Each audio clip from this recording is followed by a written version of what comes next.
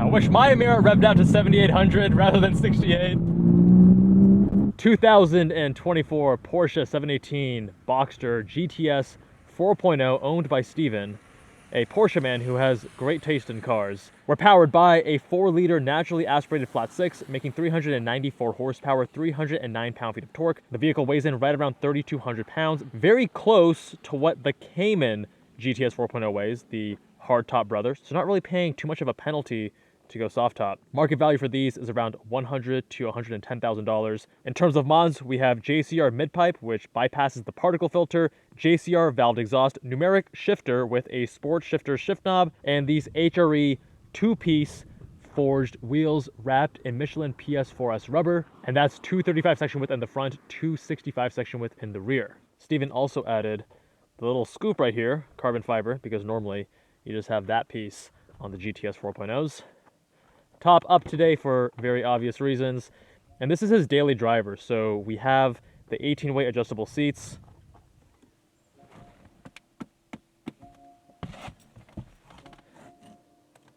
Which I love because you can get everything, even your thigh adjustment just right. If it's your daily, I think that's probably the move. If you're tracking it, or it's your weekend car, then probably go for the carbon buckets.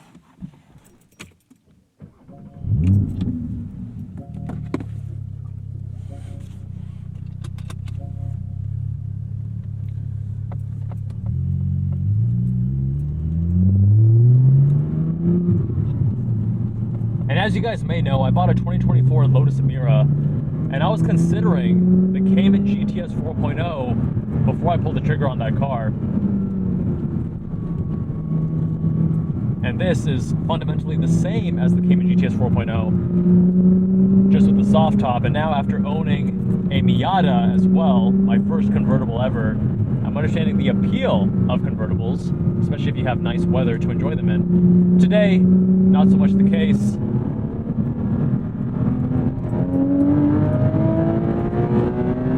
Oh, all right.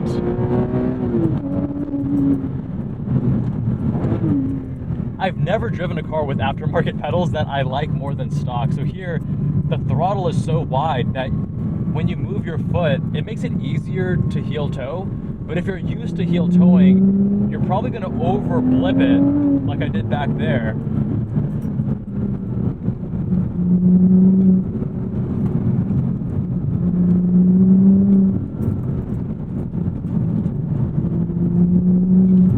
God, love the balance of these cars, that mid-engine balance in a non-intimidating way. They're so approachable, so predictable. McPherson strut front and rear, but the Porsche engineers, they work their magic. They make it work. There we go. I have to be very gentle with the blip, the pedals. And we're just in regular mode right now, where the throttle response is also not as touchy. Open up the Porsche Sport exhaust for you. Oh, wow. That's a lot louder.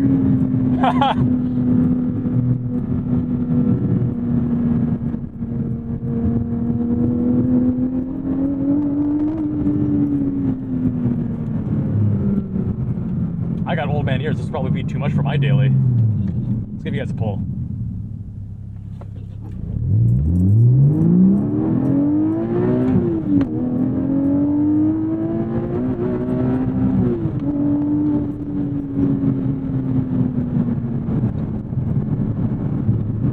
I wish my Emira revved out to 7,800 rather than 68. I like the Numeric short shifter here. You have that added weight that makes it a little bit more slick as you go into each gate. Nice and mechanical feel though. When it comes to the Boxster and Cayman transmissions, what I don't like is that the throws, they're a bit long and there's a lot of like tilt back and forth as you go from a forward to a rear gate. And here I like how it's shorter, you're not getting too much tilt, and it has that added slickness and crispness to it. Definitely a nice upgrade over the stock shifter.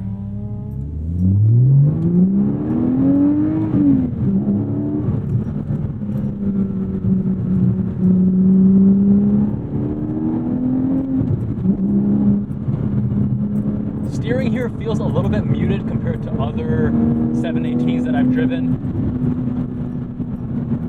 And I wonder how much of that is the wheel tire combo. Steven mentioned that these wheels, these forged two-piece, now normally two-piece wheels are going to be heavier than one-piece. He mentioned they're lighter, and if they are, I'm not able to notice it, at least on this drive. It is wet, we're not pushing it as hard.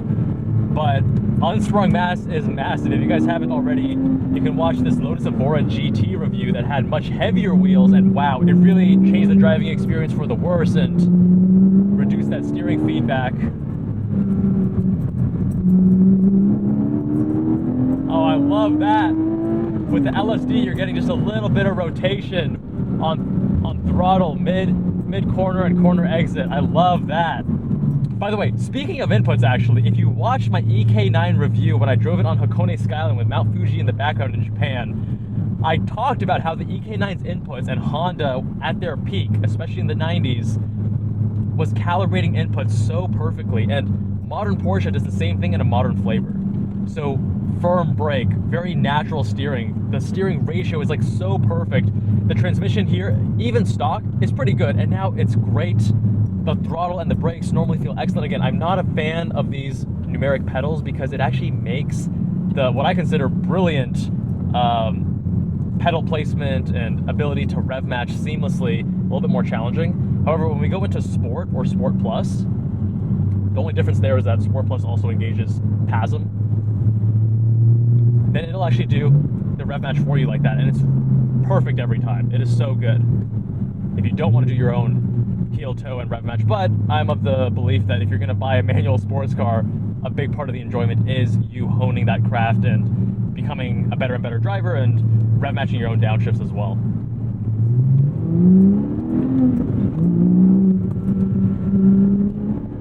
And even with the McPherson strut,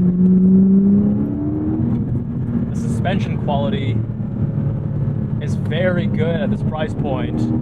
Great body control, good amount of comfort, and right now we have PASM engaged. And this newest gen PASM, the 718 and such, is just so good. Can you get better in the aftermarket? Of course. You can get higher quality dampers, you go JRZ, MCS, etc. But at this price point, straight from factory, very quick response with the suspension, not too harsh, not too crashy, and it gives you a good range of usability going from PASM engaged to disengaged without being punishing. Definitely a step up compared to prior gen PASM from like the 997, 911 that we drove.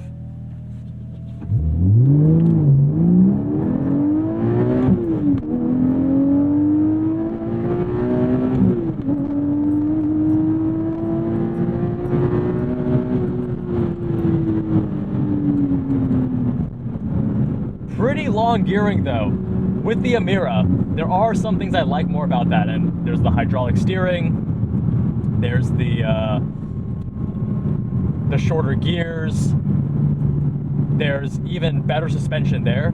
Stock from factory, it's fixed dampers, not adaptive, but they have double wishbone all four corners, and just the way that Lotus tunes the suspension on those cars is perfect for a bumpy canyon road like this. They're just truly excellent.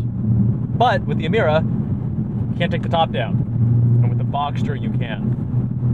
And the brilliant thing about the Boxster as well, compared to many other cars where you get the convertible version, you get the convertible 911, you're paying a very noticeable penalty with regards to rigidity as well as weight. When it came into Boxster, the penalty is much smaller.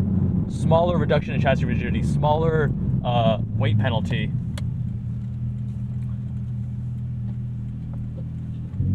And there's a reason these cars are just loved by so many.